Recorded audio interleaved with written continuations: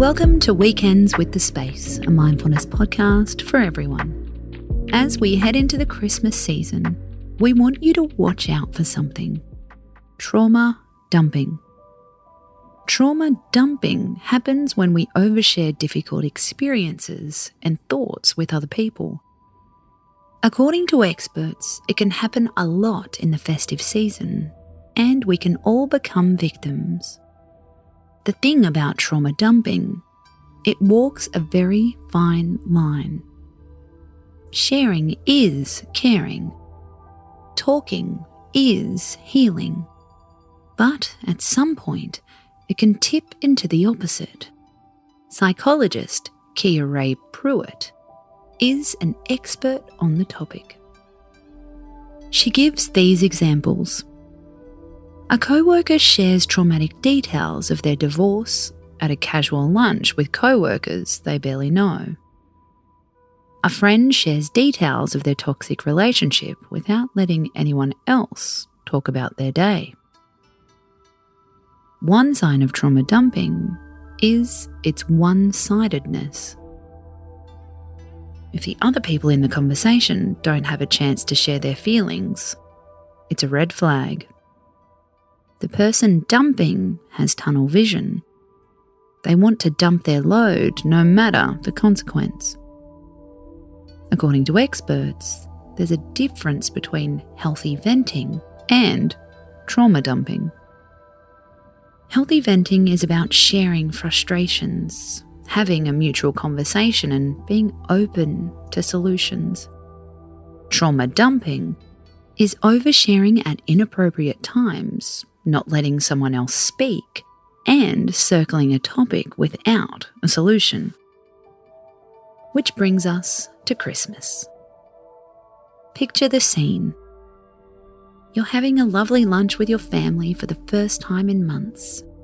You haven't even pulled a bonbon when they start telling you everything they've been through. Sure, you care because you're not a monster, but you also feel crushed.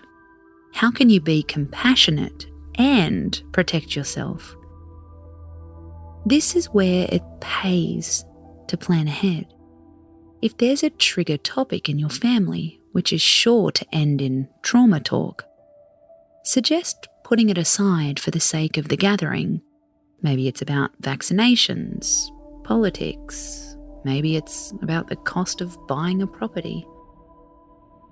If it's agreed to in advance, then you can politely say, "Hey, remember we agreed not to talk about this?"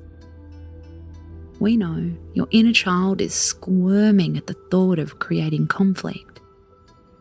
Think of it as conflict meditation. You're putting steps in place to prevent a problem. Here's what you can do in the moment you find yourself being dumped on. You can compassionately listen for one loop of a conversation. If it starts to spiral, step away physically. Go for a walk, help with the dishes, do something to avoid it, and move your body. There is one final part of the story. What if you're the trauma dumper?